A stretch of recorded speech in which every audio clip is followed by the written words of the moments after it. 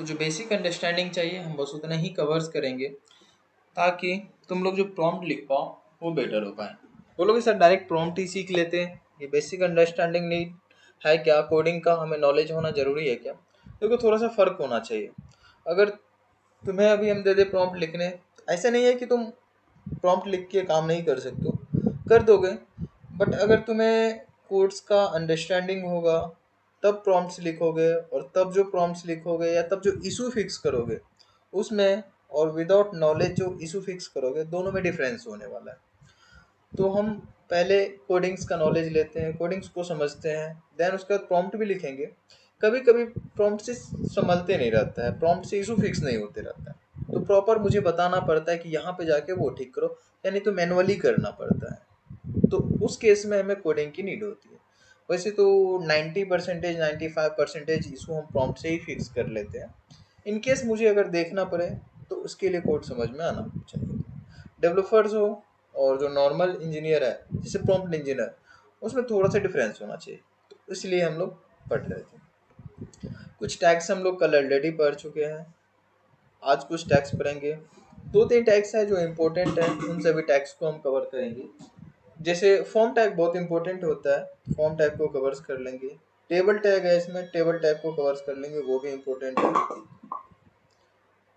Then इसके बाद हमारा मेटा टैग है, मेटा टैग भी इम्पोर्टेंट है, मेटा टैग को कवर्स करेंगे।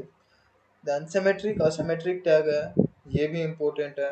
कुछ एट्रीब्यूट्स हैं, उस एट्रीब्यूट्स को भी धीरे धीरे कवर्स कर लेंगे हम लोग। तो जो जो टॉपिक्स बचा हुआ है उनको कवर्स करते हैं और समझते हैं कि किस तरीके से काम होगा। नहीं तो स्टार्ट करते हैं आज फॉर्म टैग से, बहुत इंपॉर्टेंट है फॉर्म टैग हमारा। तो फॉर्म टैग को समझते हैं और किस तरीके से यूज करते हैं फॉर्म को, कहाँ पे यूज करेंगे।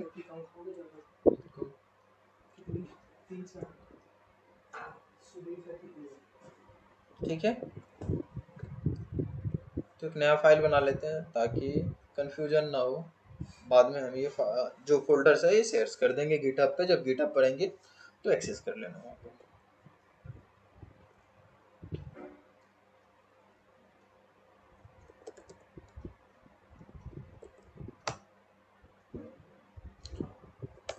डिफ़ॉल्ट कोड जनरेट कर लेते हैं और इसके बाद हम फॉर्म पढ़ना है। तो बताएं कि HTML में जो टैग्स हैं हमारे वैसे ही है जैसा उसका काम है, जैसा उसका नाम है। तो फॉर्म टैग के लिए फॉर्म भी है, बट एक्चुअल में फॉर्म टैग ग्रुपिंग के लिए काम यूज करते हैं हम लोग। तो जब ग्रुपिंग करना होगा तो फॉर्म टैग यूज करेंगे। मैंडेटरी नहीं है कि फॉर्म यूज करे ही हम लोग, तो बिना फॉर्म के कैसे काम होगा वो देख लेते हैं, और फॉर्म यूज करने नहीं करने से क्या फ़र्क होगा वो भी चीज़ें हम लोग देख लेते हैं। फॉर्म टैग को पढ़ने से पहले पढ़ लो इनपुट टैग। लिखे इनपुट, और जैसे इनपुट लिखे एक एट्रीब्यूट्स ऑटोमेटिक यहाँ पे शो होने लगा। उस एट्रीब्यूट्स का नाम है टाइप। जैसे इमेज टैग में src एट्रीब्यूट आ गया था, ठीक है, ऐसे यहाँ पे एक टाइप एट्रीब्यूट आया, बहुत इंपॉर्टेंट है। हम प्रीव्यू भी ऑन कर दे रहे हैं और इस टाइप एट्रीब्यूट्स का क्या काम है वो देखते चलते हैं।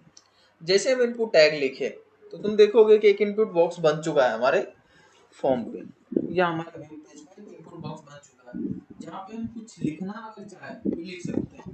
बिल्कुल, ये फॉर्म बन चुका है हमारा, या एक बॉक्स बन चुका है। इस बॉक्स में अगर हम कुछ टाइप करें तो टाइप कर पाए, बट इस बॉक्स में किस टाइप का डेटा स्टोर करना है ये डिनोट कौन करता है? ये करता है हमारा टाइप एट्रीब्यूट्स। अगर हम टेक्स्ट दिए हैं तो टेक्स्ट अलाउ करेगा किसी भी सिंबल्स को, वो कैरेक्टर्स हो सकते हैं, वो नंबर्स हो सकते हैं, वो स्पेशल सिंबल्स हो सकते हैं, कुछ भी।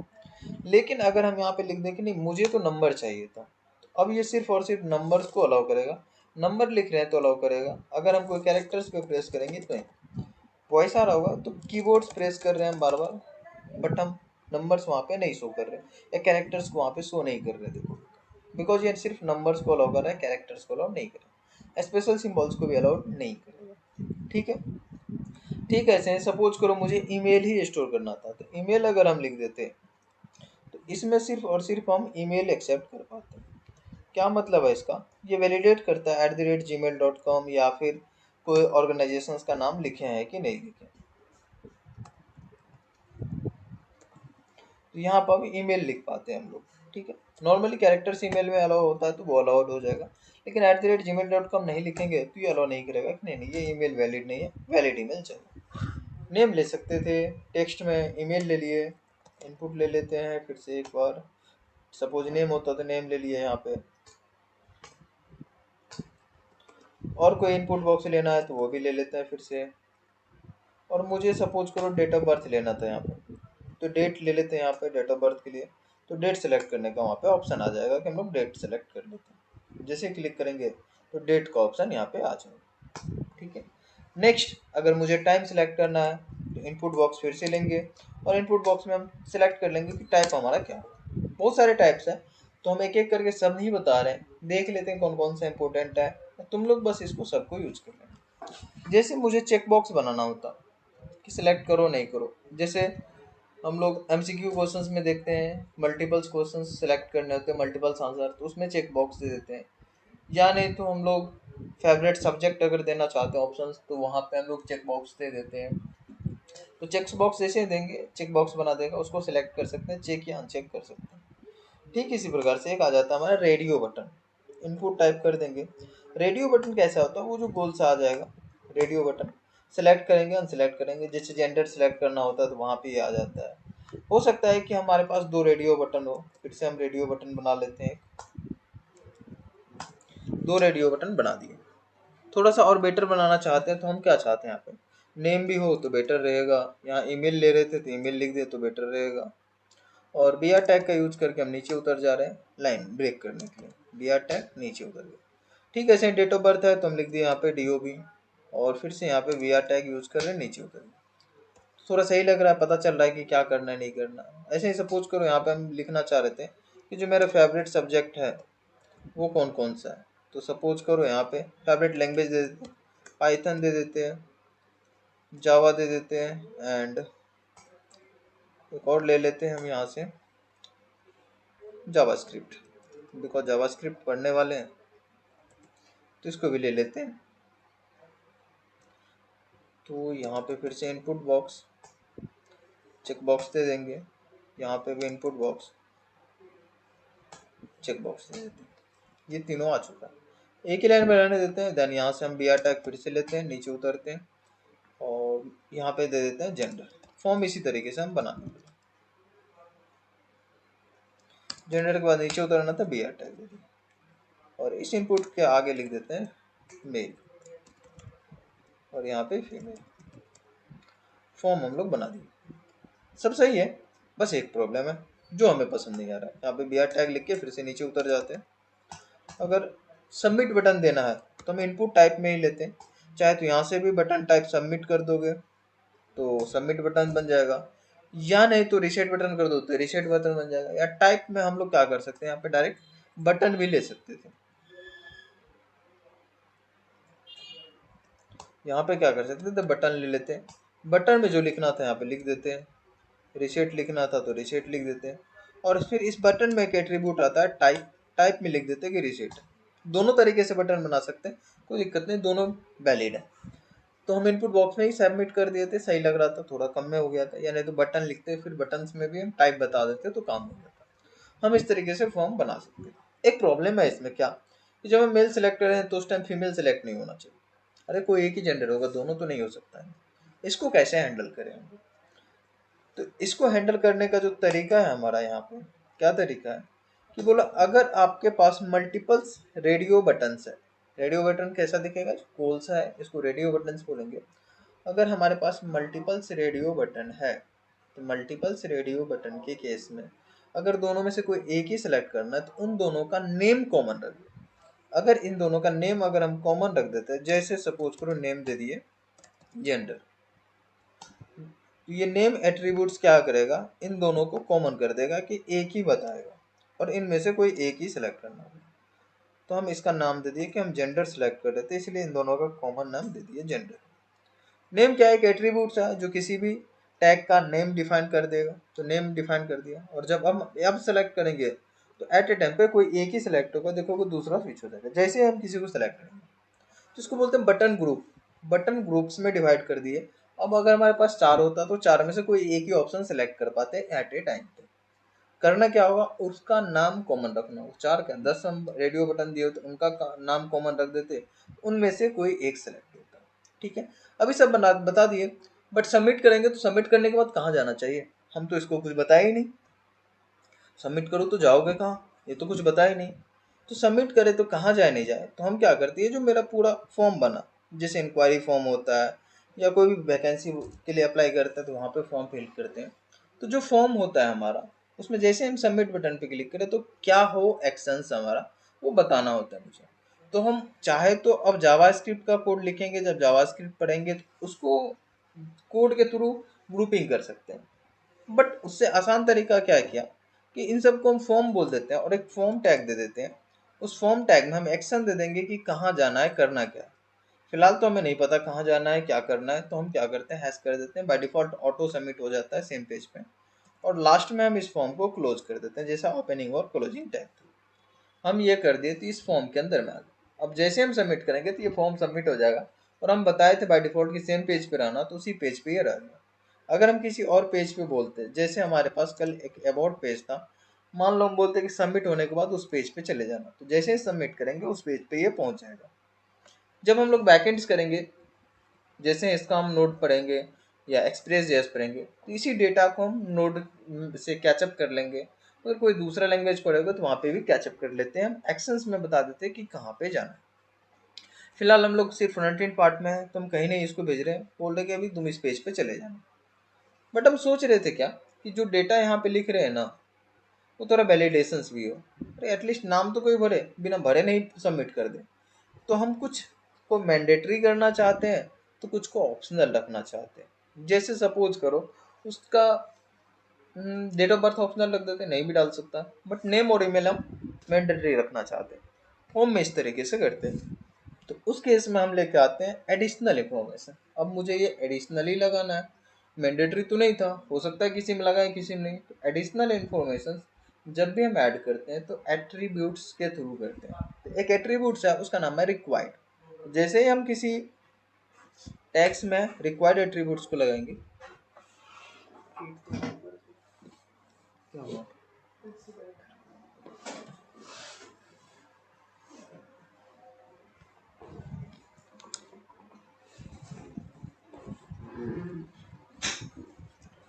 जैसे ही हम लोग उसमें रिक्वायर्ड एट्रीब्यूट्स लगा देंगे, अब हो जाएगा रिक्वायर्ड। अब अगर हम इसको सबमिट करने जाएंगे तो बोलेगा देखो नाम तो अब देना पड़ेगा, बिकॉज वो रिक्वायर्ड था। बहुत आसान है, जिसको भी मैंडेटरी करना है रिक्वायर्ड लगा दो। सपोज करो ईमेल को रिक्वायर्ड करना था, लगा दिए।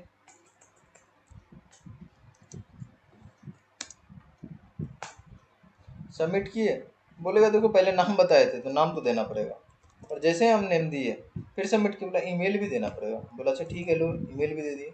और आप सबमिट कर रहे थे, बोला भाई ईमेल है, @ तो लिख दो। ओके लो लिख दिए। gmail.com कुछ तो लिखो, @ खाली छोड़ सकते हैं। तो सपोज करो कुछ लिखे तो वैलिड था, तो अलाउ कर दिया इसने। बोलो सर ये भी तो वैलिड नहीं था। देखो बहुत सारे डोमेन होते हैं, जैसे .in डोमेन होता है तो इसलिए अलाउ कर दिया, कुछ और लिखे होते गलत तो नहीं दिया तो ओके ये भी अलाउ कर सकता है, ऐसा डोमेन पॉसिबल है। सपोज करो XYZ लिख देते हैं, @ के बाद अभी अलाउ कर रहा है। बाकी वैलिडेशन हम JS से लगा सकते हैं, तो लगा देते हैं। तो @ दिए तो ईमेल अलाउ किया। अब सपोज करो कि हम क्या सोच रहे थे कि आपको नाम ना अपना एक ही कैरेक्टर कुछ दे के कहीं आगे बढ़ लिया तो गलत बात है, ये तो नहीं अलाउ करना चाहिए, ये तो अलाउ नहीं करना चाहिए। नाम तो एक ही कैरेक्टर्स का नहीं होता है, एटलीस्ट मिनिमम 3 कैरेक्टर्स तो होना ही चाहिए था। जैसे बहुत सारे फॉर्म में देखोगे एटलीस्ट 3 कैरेक्टर्स का तो नाम दो। तो वहाँ पे हम लेंथ में लिमिटेशंस लगाना चाहते हैं, यार देखो मिनिमम इतना होना चाहिए या मैक्सिमम इतना होना चाहिए। इसको कैसे हैंडल करें, तो यहाँ पे भी फिर से एडिशनल इन्फॉर्मेशन हमें लगानी है। और जब भी एडिशनल इन्फॉर्मेशन लगाते हैं तो उस केस में हम एट्रीब्यूट्स को यूज़ करते हैं। जैसे अभी 2 एट्रीब्यूट्स को देखे, टाइप एट्रीब्यूट्स, रिक्वायर्ड एट्रीब्यूट्स। ठीक इस तरीके से एक और एट्रीब्यूट्स हमारे पास,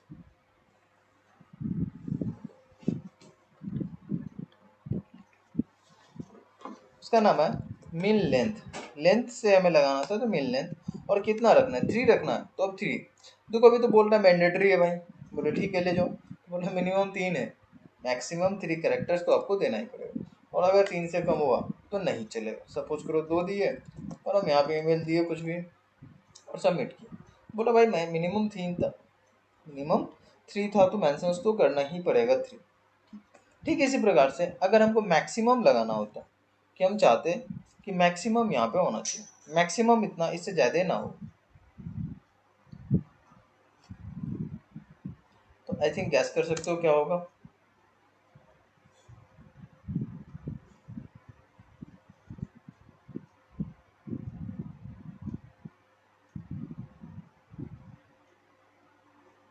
हाँ बिल्कुल कर सकते हैं, जावास्क्रिप्ट की जगह पाइथन, फर्स्ट क्लास में ही तो बताए होंगे ये सब।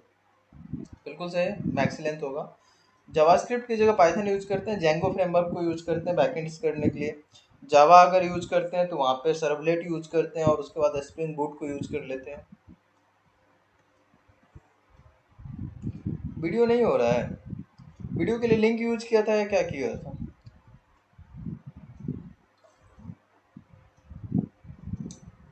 अगर यूट्यूब का वीडियो डाल रहे हो तो आई फ्रेम यूज करते हैं, आई फ्रेम में डालना पड़ेगा, साथ ही इनेबल भी करना पड़ता है।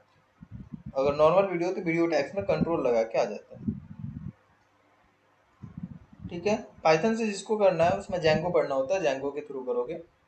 और जावा से अगर कोई करोगे तो उसमें सर्वलेट एंड स्प्रिंग बूट अगर करोगे तो स्प्रिंग बूट से। अभी हम लोग नोड के थ्रू इसमें करने वाले, बहुत आसान होगा जावास्क्रिप्ट के थ्रू, तो यहाँ नोड और एक्सप्रेस जेएस को यूज करेंगे।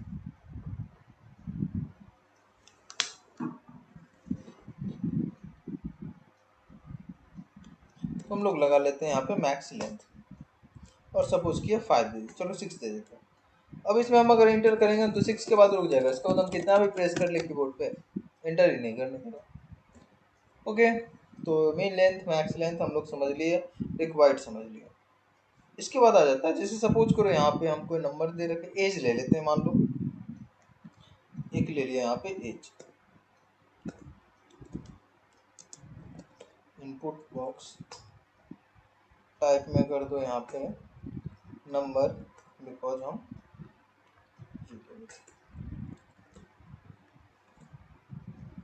किधर गया एज, ये रहा एज।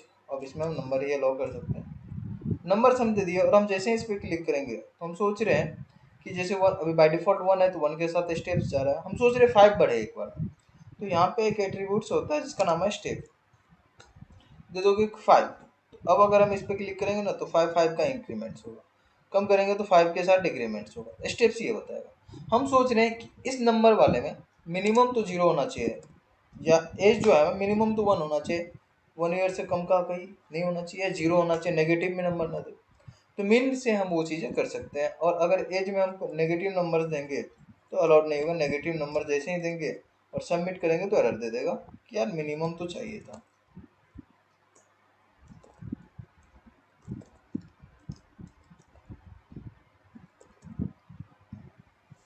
देखो बोल रहा है कि 0 से ऊपर लेके जाओ, ऐसे तो नहीं चलेगा।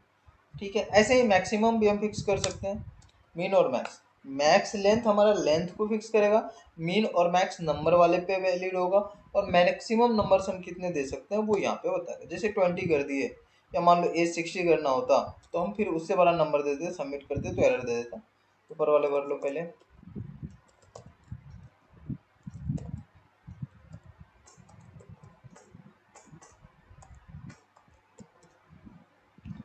तो मैक्सिमम वाले एरर्स यहाँ पे दे देगा, मीन और मैक्स ये। जब हम कभी कभी फॉर्म फिल कर देते हैं तो फॉर्म फिल करने के बाद क्या होता है, तुम्हें प्रीव्यू का ऑप्शंस मिलता है, और प्रीव्यू के ऑप्शंस में क्या होता है, ठीक इसी तरीके से सब शो होते रहता है, लेकिन ये नेम हम एडिट नहीं कर पाते। एडिट बटन पे क्लिक करते हैं, फिर से नया पेज ओपन होता है वो। उस केस में हम क्या बोलते हैं, इनपुट बॉक्स को तो ओपन करेंगे बट वो रीड ओनली फॉर्मेट में होगा, उसमें एडिट नहीं कर सकते। तो यहाँ पे आ जाता है तुम्हारा रीड ओनली वर्जन। जब यहाँ पे तुम जैसे बाकी लगा रहे तो ऐसे ही लगा देते हैं एक एट्रीब्यूट जिसका नाम है रीड ओनली। इस केस में वो सिर्फ रीड ओनली होगा, अब इसमें हम एडिट नहीं कर सकते, लिख नहीं सकते। बोलोगे सर रीड ओनली तो आप लगा दिया, अब तो लिखा हुआ कुछ आ ही नहीं रहा। तो यहाँ पे एक और एट्रीब्यूट्स आता है, उसका नाम है वैल्यू, जिसमें तुम पहले से वैल्यू फिक्स कर सकते हो, जो वैल्यू लिख दिए थे वही। तो हम जो वैल्यू फिल किया हुआ था वही यहाँ शो कर देते हैं, उसको एडिट नहीं करने देंगे यहाँ पे, बस विजिबल्स होगा। एडिट बटन दिए रहेंगे, एडिट पे क्लिक करेंगे नया पेज ओपन होगा, फिर जाके एडिट कर सकते हैं। ये सभी हम एट्रीब्यूट्स के थ्रू कंट्रोल्स करते हैं, तो यहाँ पर भी वही कंट्रोल्स कर। बहुत सारे एट्रीब्यूट समझ लिए, बट कभी भी तुम अपने वेबसाइट्स में जैसे हम अभी फॉलो किए ये वाले कॉन्सेप्ट को फॉलो मत करना। क्यों नहीं करना, रीजन बता रहा। बोलोगे क्या दिक्कत क्या है सर, नेम तो आपने दिए। अच्छा, नेम को अगर हमको टारगेट्स करना होता है, नेम पे अब कोई CSS लगाना होता है, नेम को थोड़ा कलरफुल करना होता है, तो कैसे करेंगे? मैंने कहा, सर छोड़ो ना, क्या ही करना, इसको करके क्या फ़ायदा। एक और लॉस है, अगर हम अभी नेम पे क्लिक करें ना, कुछ नहीं होने वाला, या ईमेल पे क्लिक करें ना, कुछ हो ही नहीं रहा, सेलेक्ट हो जा रहा है। हम सोच रहे हैं अगर ईमेल पे क्लिक करें तो फोकस इसमें आ जाए कि ईमेल इसमें भरना है, पहले भी किए थे ऐसा, तो किस तरीके से हम कर सकते हो? तो क्या करोगे, पहली बात तो ईमेल को तुम ऐसे नहीं लिखोगे, नेम को ऐसे नहीं लिखोगे, उसको लिखोगे लेबल टैग के अंदर में। तो टैग बना लेते हैं हम लोग लेबल, और इस ईमेल को यहाँ से हटा के उसको डाल दोगे लेबल टैग के अंदर में। बोलोगे इससे क्या हो जाएगा सर अगर हम लेबल टैग के अंदर में डाल देते हैं तो? अभी तो कुछ नहीं हुआ, हाँ टारगेट जरूर कर सकते हैं। इसमें एक 4 एट्रीब्यूट्स देख लोगे जो बताएगा किसके लिए बात कर रहे हैं। तो हम इस इनपुट के लिए बात कर रहे हैं, इस इनपुट के लिए इसको बना रखे हैं। तो हम यहाँ पे करते क्या है, इसको दे देते हैं एक यूनिक आईडी। कल भी देखे थे यूनिक आईडी कैसे प्रोवाइड करते हैं। तो बोलोगे सर आईडी एट्रीब्यूट्स है, आईडी एट्रीब्यूट्स में इसको एक यूनिक आईडी दे दीजिए, जैसे सपोज ईमेल दे दिए, तो 4 को बता देते हैं कि देखो तुम यार ईमेल के लिए हो। बोला ठीक है। अब जैसे ही ईमेल पे क्लिक करोगे देखोगे फोकस उसमें चले जाएगा, बाकी केस में नहीं जा रहा होगा, क्योंकि बाकी केस में ऐसा कुछ हम बताए नहीं। तो हम 4 का जो यूज कर रहे थे फोकस के लिए यूज कर रहे थे। लेवल से लेवल टैग का क्या काम होगा, जो नॉर्मल कंटेंट्स हम रिप्रेजेंट कर रहे थे ऐसे ही लिख के उसको लेवल में लिखेंगे, टारगेट्स कर देंगे 4 के थ्रू। और इनकेस अगर मुझे इसमें डिजाइनिंग करनी है, CSS कुछ लगाना है, तो बिकॉज हमारे पास टैग है, इसको टारगेट आराम से कर सकते हैं। इसमें आईडी एट्रीब्यूट्स यूज कर सकते हैं यूनिकली आइडेंटिफिकेशंस के लिए, और यूज कर सकते हैं। ठीक है, इनपुट बॉक्स समझ आ चुका होगा, इसमें बहुत सारे टाइप्स हैं, टाइप्स को यूज कर लेना। जो कुछ इम्पोर्टेंट टाइप है उस टाइप्स को बता दिए, कुछ इम्पोर्टेंट हमारे एट्रीब्यूट्स है उस एट्रीब्यूट्स को भी बता दिए। आई होप कि ये सभी तुम्हारे क्लियर्स होंगे, कोई डाउट्स नहीं हो। कोई क्वेश्चंस हो तो तुम पूछ सकते हो, अदरवाइज हम कुछ और पढ़ाने लगेंगे।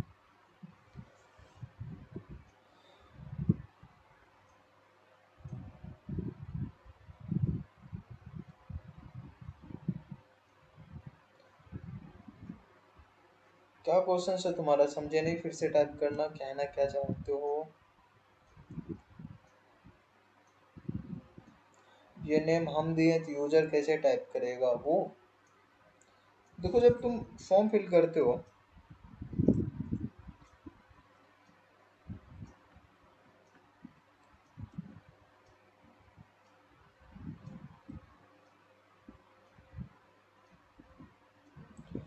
तो पहली बार हमें क्या होता है कि एक फॉर्म फिल करते हैं, तो यहाँ पे इनपुट बॉक्स थे, उसके बाद जैसे ही क्या होता है सबमिट पे क्लिक करते हैं तो नया पेज ओपन होता है, और जैसे ही नया पेज ओपन होता है तो वहाँ पे हम रीड ओनली वर्जन्स रखते हैं, सेम पेज पे नहीं रखते, अलग अलग होगा।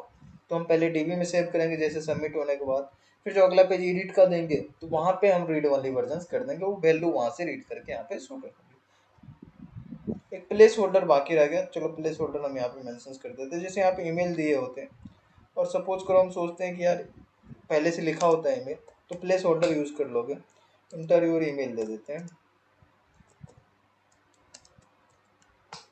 ठीक है, जो पहले से लिखा हुआ रहेगा।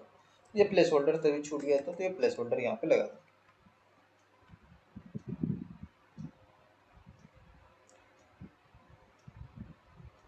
दो फॉर्म बनाएंगे, पहली फॉर्म जो हमारा बनेगा नॉर्मल बना दिए, जो इनपुट लेंगे, जैसे सबमिट करेंगे, सबमिट करने के बाद वो डीबी में सेव होता है, जब बैकेंड्स करेंगे तो दिखाएंगे किस तरीके से हम डीबी में सेव करते हैं। तो डीबी में सेव करते हैं, अगले केस में उसको गेट करते हैं और फिर अगले पेज पे दिखाते हैं, इस तरीके से रीड ओनली वर्जन में हमारे पास नेम आ चुका होता है, यूजर दूसरे फॉर्म पे फिल करेगा, अगले पेज पे हम गेट करते हैं जो फिल किया था और उसको रीड ओनली वर्जन में शो करते हैं। जब बैकेंड्स करेंगे तो हम करके दिखा देंगे। किस चीज़ के लिए, कौन से स्टेप्स की बात कर रहा हूँ? यहाँ पे जो स्टेप्स देखे थे, इस स्टेप्स की बात कर रहा हूँ, इंक्रीमेंट्स की। जब हम इस पे क्लिक करें तो कितना का इंक्रीमेंट होना चाहिए, 5 दिए तो 5 का होगा, 3 देंगे तो 3 का इंक्रीमेंट्स होगा जब हम इस पे क्लिक करेंगे तो। ठीक है, अगर हम पॉइंट में चाहते हैं कि नहीं पॉइंट 1 पर है तो पॉइंट 1 दे देंगे, तो पॉइंट 1 में इंक्रीमेंट्स होगा। जैसा इंक्रीमेंट्स यहाँ पे करना चाह रहे थे स्टेप्स वो बताएगा। ठीक है, तुम्हारा जो होमवर्क रहेगा, यहाँ पे हम टाइप एट्रीब्यूट्स देख रहे थे, और टाइप एट्रीब्यूट्स में इनपुट बॉक्स में जो टाइप एट्रीब्यूट था हमारा,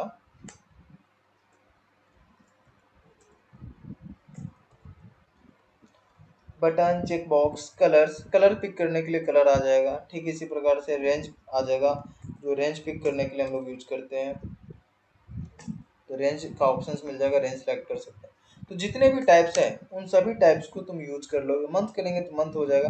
पासवर्ड के लिए पासवर्ड यूज कर लेते हैं, जो विजिबल्स नहीं होगा यहाँ पे, जब हम इसमें कैरेक्टर्स लिखेंगे तो विजिबल्स नहीं होगा, पासवर्ड यूज कर लेंगे। तो इस तरीके से तुम यहाँ पे क्या कर सकते हो, मल्टीपल्स हमारे टाइप्स हैं उन सभी टाइप्स को यूज करके लेके आओगे कि किसका क्या होगा। जैसे यूआरएल इंटर करवाना होगा तो यूआरएल ले लेंगे। इन सभी टाइप्स से रिलेटेड तुम एक कंप्लीट फॉर्म बना के लेके आओगे। एट्रीब्यूट्स लगभग हम सबका कवर्स कर दिए, वो एट्रीब्यूट्स यूज कर लोगे। बाकी जितने भी यहाँ पे टाइप्स हैं उन सभी टाइप्स को यूज कर लोगे और लेके आओगे। अगर सपोज मुझे इमेज सेलेक्ट करना होता है, पीडीएफ सेलेक्ट करने का ऑप्शन देना होता है, तो हम फाइल को यूज करते हैं। यहाँ पे बता देते हैं कि फाइल सेलेक्ट कर लेना यहाँ से। जैसे हम चूज पे क्लिक करेंगे, फाइल सेलेक्ट करने का ऑप्शन है। हम सपोज करते हैं, हम बोलते हैं यार नहीं मुझे इमेज सपोज सेलेक्ट करना था, बोलते हैं upload your image. Label use करेंगे, फिर से 4 बता दोगे, इसके लिए हम खाली छोड़ दे रहे हैं फिलहाल के लिए, और बता रहे हैं कि अपलोड योर इमेज।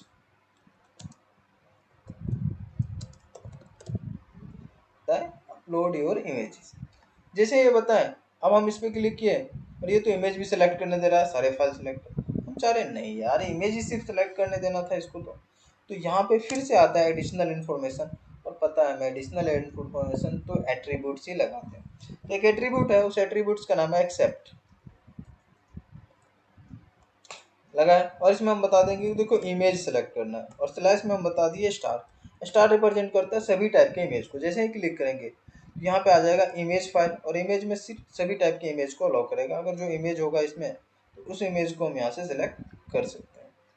ठीक है, वो इमेज होता तो यहाँ सेलेक्ट कर सकते हैं, लेकिन कोई हो, देखो यहाँ पे कोई इमेज है तो उसको हम सिलेक्ट कर सकते हैं, कोई प्रॉब्लम नहीं। इमेज सेलेक्ट चाहो तो नहीं सर, इमेज तो सेलेक्ट करने देना है, लेकिन हमको सिर्फ जेपीजी ही देना है। जैसे लिखा हुआ आता है वहाँ पे, जेपीजी ही सिलेक्ट करने देंगे, पीएनजी ही सिलेक्ट करने देंगे, तो वो यहाँ पे डॉट जेपीजी लगा देते हैं, सिर्फ जेपीजी को ही सिलेक्ट करने देता। आई थिंक ये जेपीजी ही है, तो जेपीजी में यहाँ पे सिलेक्ट करने दे रहा। अगर यहाँ पे पीएनजी रहता तो पीएनजी को सिलेक्ट करने देता। ठीक है, अच्छा जी था।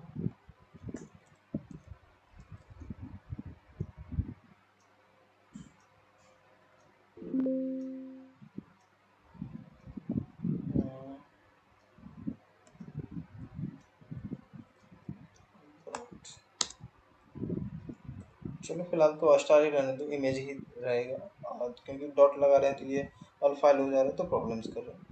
जेपीजी पीएनजी कर देंगे इसको, फिर हम जावास्क्रिप्ट से हैंडल कर लेते हैं, अगर यहाँ से हैंडल करने नहीं देते। इमेज इस तरीके से हम लोग सेलेक्ट कर लेंगे। एक और कंट्रोल्स आता है इसमें, अभी तुम ध्यान से देखोगे हमारे पास 2 इमेज जरूर है, बट हम अगर चाहें दोनों को सिलेक्ट करने के लिए, जैसे कंट्रोल प्रेस करके देता है मल्टीपल्स फाइल को एक साथ सिलेक्ट कर लें। हम चाहते हैं ये दोनों सिलेक्ट हो जाए और दोनों एक बार हम अपलोड हो जाए। हो ही नहीं रहा है, एक सेलेक्ट कर रहे हैं दूसरा भाग जा रहा है, दूसरा सेलेक्ट कर रहे हैं। अगर ये चाहते हो तो यहाँ पे तुम्हारे पास एक ऑप्शन होगा, फिर से एट्रीब्यूट्स ही लगेंगे, तो मल्टीपल। जैसे मल्टीपल से इनेबल कर दोगे तो 2 सेलेक्ट कर सकते, 2 क्या आप 4 भी कर सकते हैं। दोनों सेलेक्ट करेंगे तो देखोगे 2 फाइल्स यहाँ पे आ चुके हैं। तो एट्रीब्यूट से ये सारी चीज़ें कंट्रोल्स करते हैं, और एट्रीब्यूट्स हमारे नाम के जैसे ही है, जो काम है वैसा ही एट्रीब्यूट्स होगा, तो उन सभी एट्रीब्यूट्स को यूज कर सकते हैं। ठीक है, काफ़ी एट्रीब्यूट्स और काफ़ी टाइप्स हम लोग अभी कवर कर चुके हैं। इनकेस अगर अब कोई बचा हुआ है तो तुम प्रैक्टिस कर लोगे, अगर किसी में डाउट हो तो पूछ लेना अगले क्लास में, बिकॉज मुझे और भी टॉपिक्स कवर करने हैं। तो फॉर्म टैग को यहाँ पे क्लोज कर रहे हैं। अगर कोई क्वेश्चंस नहीं हो तो प्लीज ऑर्डर बता तो दिए। जैसे सपोज करो यहाँ पे एज में या नेम में हमको मेंशंस करना था कि क्या लिखा हुआ होना चाहिए पहले से, तो कर सकते थे। यहाँ पे प्लेस होल्डर लगा देते हैं, बता देते हैं इंटर योर एज,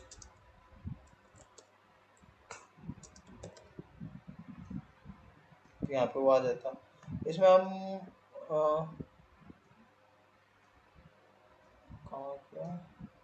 मैक्सिमम लगा रखे हैं, इसलिए वहाँ से वो पूरा नहीं आ रहा। मैक्सिमम हटा दो तो पूरा आ जाएगा।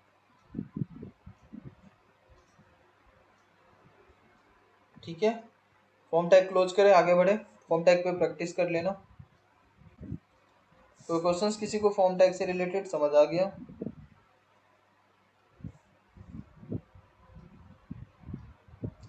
ओके, बहुत अच्छा। नेक्स्ट हम लोग टेबल टैग को कवर्स करते हैं जल्दी से। सपोज करो मुझे कंटेंट टेबल में शो करना होता तो हम यहाँ पे बना रहे हैं table tag. Table dot H T M नाम से एक फाइल बनाए या एच टी एम एल नाम से डिफ़ॉल्ट कंटेंट जनरेट कर लेते हैं।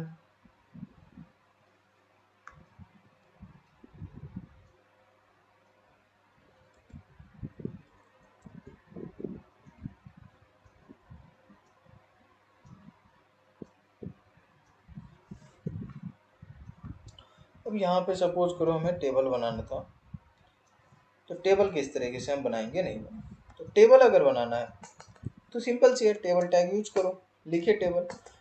टेबल में जो कंटेंट होते हैं उसको दो पार्ट्स में हम लोग डिवाइड कर सकते हैं। अगर गूगल्स पे कोई टेबल्स देखना चाहो, देखिए कोई टेबल्स का कंटेंट अगर हो, HTML दे देते हैं ताकि कंटेंट्स आ जाए हमारा। सपोज करो कोई टेबल है हमारा, कोई भी टेबल उठा सकते हैं।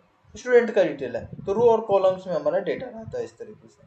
तो हम अगर ये टेबल्स बनाना चाहते हैं तो कैसे बनाते हैं, तो कोई इतना ज़्यादा अभी हम नहीं बता रहे हैं कि कैसे कैसे होगा, नहीं होगा, तो कुछ नीड नहीं है। हम यही से ये सारी चीज़ें करेंगे। कंटेंट हमें पता होना चाहिए कि लिखवा क्या रहा है, लिख क्या रहा है। इसीलिए जो मैंडेटरी चीज़ें हैं हम उसको कवर्स कर रहे हैं।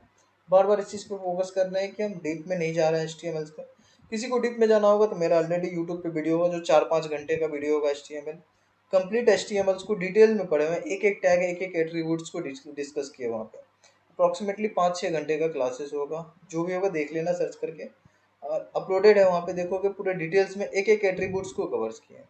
नीड नहीं है अभी, इसलिए हम नहीं जा रहे हैं उतना। यहाँ पे आते हैं टेबल टैग के। दो पार्ट्स में होगा हमारे, एक होता है हेडिंग पार्ट, एक होता है बॉडी पार्ट्स। जैसे HTML में हेड पार्ट और बॉडी पार्ट के, तो हेडिंग पार्ट्स को हम क्या बोलते हैं, टी हेड। तो टी हेड में हेडिंग पार्ट्स दे देंगे। ठीक है, ऐसे अगर टेबल्स का बॉडी प्रोवाइड करना हो तो टेबल्स का बॉडी। हेडिंग पार्ट्स में हमारा आ जाता है हेड वाले पार्ट्स, जिसमें हमारा कॉलम्स जैसे नेम हो गया, ईमेल हो गया, ये वाले पार्ट्स तो उसको बताते हैं TH टैग के साथ, टेबल हेड। कंटेंट दे दिए, बट ये भी हमारे रोज में आते हैं तो रो में भी दे सकते हो, नहीं तो नॉर्मली लिखेंगे। जैसे नेम दे दिए, ठीक है, ऐसे ईमेल आ जाएगा तो ईमेल दे देंगे। अगर रोल देना है तो रोल भी दे देते ऊपर, या सपोज करो मोबाइल दे देते, ये 3 डेटा हम लोग दे देते। ठीक है, ये तीनों दे चुका है। बॉडी में अब इसका कंटेंट दे देंगे, तो बॉडी में आते हैं और इसका कंटेंट हम लोग दे देते हैं। रो बोलते हैं इसको, तो यहाँ पे TR टैग होता है, टेबल रो। टेबल रो में टेबल डेटा देना है तो TD टैग बोलते हैं उसको। तो सपोज करो इसमें हम डेटा दे दिए, पहला डेटा दे दिए, दूसरा फिर से TD, सेकेंड ईमेल है तो ईमेल दे देते हैं, और तीसरा हमारा आ जाता है फिर से TD टैग, और TD टैग में इस बार दे देते हैं मोबाइल नंबर, तो हम रेंडमली कोई भी नंबर दे देते हैं। और इस तरीके से जो भी डेटा आता है हम लोग फिल कर लेते हैं। अभी हम लोग डायनामिक डेटा फिल नहीं करेंगे, बिकॉज डायनामिक डेटा के लिए बैकएंड्स की नीड होती है। बैकएंड कनेक्ट करेंगे तो ये डेटा डायनामिक हो जाएगा, वहाँ से जो डेटा आएगा उसके अकॉर्डिंग से यहाँ पे शो करने वाला है। तो ये डेटा हमारा आ चुका है। बोलोगे सर यहाँ पे बॉर्डर वगैरह कुछ नहीं है, तो बॉर्डर नहीं है तो जैसे अगर वर्ड यूज की होगी तो वहाँ पे बॉर्डर नहीं भी होता, ठीक है, ऐसे यहाँ पे नहीं भी है, बट टेबल्स के जैसे कंटेंट है, बट नहीं मना है कि बॉर्डर दे, तो अब एट्रीब्यूट से हम लोग बॉर्डर प्रोवाइड कर देते हैं कि बॉर्डर यहाँ पे आ जाए, तो लगा दिए हम बॉर्डर। सपोज करो ऊपर कैप्शन देना होता कि कैप्शन आ जाए कि ये क्या है, तो कैप्शन दे देते कि स्टूडेंट डिटेल्स है हमारा, तो कैप्शन आ चुका है और टेबल हमारा बन के रेडी हो चुका है। तो लोग सर कलरफुल नहीं है, मज़ा नहीं आ रहा है। कोई बात नहीं, जब CSS पढ़ेंगे तो उसको कलरफुल वो कर लेंगे, डिजाइनिंग भी बेटर होगा।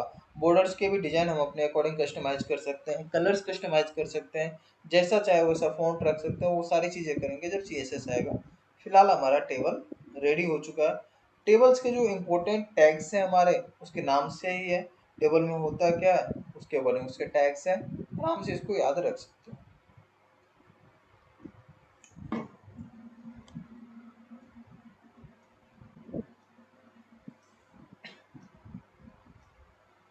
ठीक है,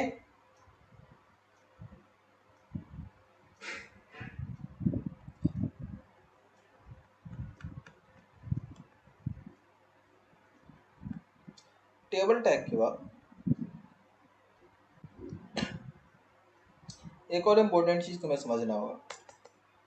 हम लोग बहुत सारे टैग्स को यूज करेंगे, जैसे नाम से ही बता रखे हैं कि होता है, जैसे हेडर यूज करना होगा तो हेडर यूज करेंगे, हेडर पार्ट में हेडर दे देंगे, जैसे नैप बार्स होते हैं हेडर पार्ट्स में दे देंगे। ऐसे ही फूटर टैग होता है, जो फूटर्स यूज करते हैं, जहाँ एड्रेस वगैरह देते हैं वो फूटर टैग में देते हैं, जो नीचे रहता है। फूटर बनाते हैं, हर एक वेबसाइट में फूटर होता है, हेडर होता है। सेक्शंस में डिवाइड कर देते हैं, उसके लिए सेक्शंस टैग आते हैं कि ये सेक्शंस है। इन सभी जितने भी ये टैग यूज कर रहे हैं, हेडर का एक अपना मीनिंग है, सेक्शंस का एक अपना मीनिंग है, सेक्शंस में डिवाइड कर देते हैं, सेक्शंस ए सेक्शंस बी। ऐसे ही फूटर टैग है जिसमें हम लास्ट में लिखते हैं हेडर फूटर, फूटर लास्ट में होता है। सबका एक मीनिंग है। कुछ ऐसे भी टैग है जिसका कोई मीनिंग ही नहीं। जैसे हम लोग कुछ टैग्स यूज करते हैं, स्पैम टैग कोई मीनिंग ही नहीं है, डीप टैग कोई मीनिंग नहीं है। कब यूज करते हैं तो टारगेट करने के लिए, सीएसएस में जब हमको टारगेट करना होता, बॉक्स में डिवाइड करना होता तो डीप यूज कर लेते हैं, स्पैम टैग यूज कर लेते, तो कोई खास मीनिंग नहीं, कहीं पे भी लगा दो, जहां मन करे लगा दो। जहाँ पे मन कर रहा है कि बॉक्स बनाना है, बॉक्स बनाने के लिए लगा दो डीप टैग। मन कर रहा है किसी स्पेशल कैरेक्टर्स को टारगेट करे, स्पैम टैग लगा दो। कुछ मीनिंग नहीं होगा, कुछ इसको लगाने से कुछ नहीं होगा, नॉर्मल लगा। हाँ, लेकिन इसको हम टारगेट कर सकते हैं। बताया कि अगर हम कंटेंट नॉर्मली लिख देते हैं तो टारगेट नहीं कर पा रहे, तो deep tag spam tag use करते हैं। तो हम क्या देख रहे हैं, दो तरीके के टैग यहाँ पे मिलते हैं। कुछ ऐसे टैग है जिसका एक स्पेसिफिक मीनिंग है, कुछ ऐसे टैग है जिसका कोई मीनिंग ही नहीं है, जहाँ पे मन करे वहाँ पे लगा सकते हैं। सेक्शन टैग, पता चल रहा है सेक्शंस में डिवाइडेड है। तो जिस टैग का एक स्पेसिफिक मीनिंग होता है उसको बोलते हैं सिमेट्रिक टैग, मीनिंग है इसका। और जिसका कोई मीनिंग नहीं होता उसको बोलते हैं असिमेट्रिक टैग। तो ये जो ऊपर में हम टैग्स लिखे हैं इन सबको बोलेंगे सिमेट्रिक टैग, और जिन नीचे लिख रहे हैं इनको बोलते हैं असिमेट्रिक टैग, जिसका कोई मीनिंग नहीं। वेबसाइट बनाते समय हम कौन से टैग्स को यूज करेंगे, सर सिमेट्रिक यूज करें या असिमेट्रिक यूज करें? तो इसका जवाब होगा, हम लोग क्या कर रहे हैं, वेबसाइट सिर्फ बना नहीं रहे हैं, हम सोच रहे हैं कि एसईओ पर्सपेक्टिव से भी हमारा वेबसाइट बेस्ट हो। वेबसाइट बना तो सब लेंगे, बट हम सोच रहे हैं कि हमारा वेबसाइट सर्चिंग में भी आए, गूगल को भी समझ आए कि नहीं नहीं, जो डेवलपर्स बनाया बहुत बेस्ट लिखा है, समझ आ रहा है कि क्या है नहीं। तो इस केस में हम क्या करते हैं, सिमेट्रिक टैग को ज़्यादा प्रेफरेंस देते हैं, सिमेट्रिक टैग ज़्यादा यूज करते हैं। ऐसा नहीं कि सिर्फ सिमेट्रिक ही यूज करेंगे, जहाँ नीड नहीं है, जहाँ पे हमें बॉक्स ही बनाना था वहाँ सिमेट्रिक यूज करेंगे, बट मैक्सिमम ट्राई करते हैं कि हम सिमेट्रिक टैग को यूज करें। और सिमेट्रिक टैग एक मीनिंगफुल होता है। अगर गूगल को एड्रेस ढूंढना है तो सीधे फूटर टैग में जाके ढूंढने का, पता है फूटर में ही होगा। नैप बार देखना होगा तो हेडर में देखेगा, सेक्शन से पता चल जाता है अच्छा इस सेक्शन में ये होगा, सेक्शंस वाइज प्रायोरिटी भी फिक्स होता है। तो एसईओ पर्सपेक्टिव से सिमेट्रिक टैग इंपॉर्टेंट हो जाता है, तो हम सिमेट्रिक टैग को यूज करते हैं। बता सकते हो कौन कौन से सिमेट्रिक टैग है और कौन कौन से असिमेट्रिक टैग है? बहुत आसान होता है, जैसे इसमें नेविगेशन बार बनाना होता है तो नैव टैग का भी एक स्पेशल मीनिंग होता है, ये भी हमारा सिमेट्रिक टैग के अंदर में आ जाएगा। और भी जिसका भी मीनिंग फिक्स होगा वो हमारा सिमेट्रिक टैग के अंदर में आ जाएगा, जिसका नहीं होगा वो असिमेट्रिक टैग के अंदर में आएगा। दोनों का एग्जाम्पल्स हम यहाँ पे दे चुके हैं। कोई क्वेश्चन, सिमेट्रिक टैग क्या होता है, असिमेट्रिक टैग क्या होता है, कौन कौन से हैं, वेबसाइट्स बनाते समय हम किसको यूज करेंगे किसको नहीं करेंगे?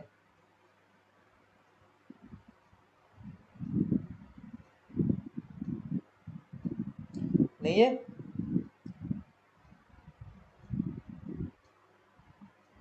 चलो बहुत अच्छा, फिर एक और टॉपिक्स हम कवर कर लेते हैं, वो है हमारा मेटा टैग। ऊपर यूज करते हैं हेड में मेटा, मेटा टैग का यूज करते हैं हम लोग मेटा डेटा प्रोवाइड करने। अब ये मेटा डेटा क्या होता है, जैसे अगर इस टेबल्स में हम देखें तो कुछ डेटा है हमारा, डेटा क्या है, हमारा नेम है, ईमेल है ये, और ये नंबर्स है, ये हमारा डेटा हो गया। बट इस डेटा के बारे में एडिशनल इंफॉर्मेशन है, जैसे इस कॉलम में हम नेम स्टोर करके रखे हैं, ये स्टूडेंट्स का डिटेल है ये टेबल में, ये मोबाइल नंबर इसमें स्टोर करके रखे हैं, इसमें ईमेल स्टोर करके, ये डेटा नहीं है। ये नेम मोबाइल ईमेल ये जो रखे हैं ये डेटा नहीं है, ये इन्फॉर्मेशन है इस डेटा के बारे में कि ये है क्या। तो अगर कोई डेटा डेटा के बारे में बताता हो तो उसको मेटा डेटा बोलते हैं, ना कि डेटा। तो हम अगर किसी मेटा डेटा को यूज करें या मेटा डेटा रिप्रेजेंट करना चाहते हैं कि जो मेरा वेबसाइट है, इस वेबसाइट को किसने बनाया, ऑथर कौन है, वेबसाइट किस चीज से रिलेटेड है, कुछ कीवर्ड लगाना चाहते हैं, वेबसाइट्स में कौन सी लैंग्वेजेस यूज कर रहे हैं, जैसे यहाँ पे देखोगे हम इनकोडिंग मैकेनिज्म कौन सा यूज कर रहे हैं, UTF-8 यूज कर रहे हैं। तो ये हमारा मेटा डेटा है, ठीक है। व्यू पुट जो हमारा है वो कैसा हो, डिवाइस विथ के बराबर हो, इनिशियल स्केल क्या हो, 1.0 हो, कि मतलब फर्स्ट टाइम लोड हो तो स्केलिंग क्या हो, जूम हो के हमारा वेबसाइट शो हो कि नॉर्मल शो हो, ये चीज़ें हम स्केल के थ्रू रिप्रेजेंट यहाँ पे करते हैं, ठीक है। तो ये सब क्या है, एडिशनल इन्फॉर्मेशन है। और जब भी हमको एडिशनल इन्फॉर्मेशन बताना होता है तो हम यूज़ करते हैं मेटा टैग का। तो देखो यहाँ पे दो मेटा टैग यूज़ किया है, UTF-8 हम इनकोडिंग मैकेनिज्म बता दिए, व्यू पोर्ट्स के बारे में बता दिए कि क्या होगा, डिवाइस विड्थ के बराबर मतलब डिवाइस का जो विड्थ होगा बाय डिफॉल्ट उतना ही विड्थ लेना, ये बता दिए हम लोग यहाँ पे। और भी अगर हमें सपोज करो ऑथर बताना होता तो मेटा टैग को यूज़ करते हैं और बता देते हैं यहाँ पे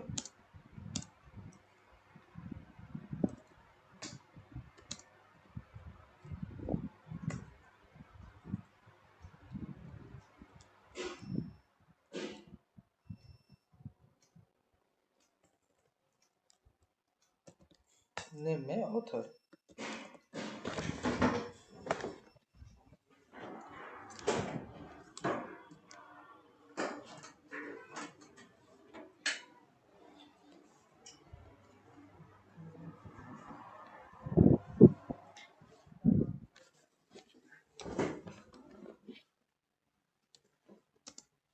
ऑथर बता दिए, देन यहाँ पे हम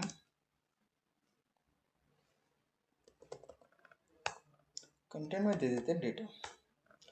और भी इस तरीके का मेटा टैग आ जाएगा, मेटा में तुम इंफॉर्मेशन यहाँ पे बता सकते हो, नेम में डेटा दे देते हैं कि क्या होता है नहीं होता,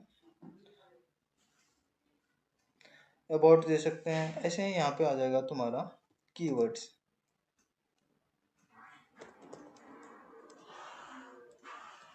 कीवर्ड्स दे देंगे और कीवर्ड्स में फिर कंटेंट दे देते हैं कि कौन कौन से कंटेंट है। इससे क्या होता है कि जब हम सर्चिंग करते हैं तो एक तो हमारा कंटेंट सही होना चाहिए, हालांकि अब कीवर्ड्स बहुत ज़्यादा यूज नहीं होता है, अभी लेटेस्ट में जो गूगल एसईओ पर्सपेक्टिव देखता है हमारे कंटेंट को देखता है, जो हम तभी से बता रहे थे। बट इससे पहले मेटा टैग से भी करते थे, अभी भी मेटा टैग से ही करते हैं। तो मेटा टैग्स में हम वो कंटेंट देते हैं, अपने वेबसाइट से रिलेटेड जो एडिशनल इन्फॉर्मेशन होता है वो सभी हम मेटा टैग में यहाँ पे मेंशंस कर देते हैं। मेटा टैग्स यूज कर लेंगे, ठीक है।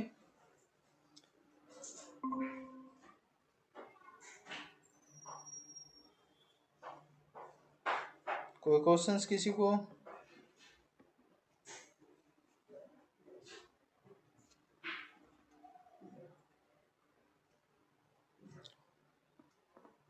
मेटा टैग समझ आया या फिर मीटिंग क्लोज हो गया था बीच में?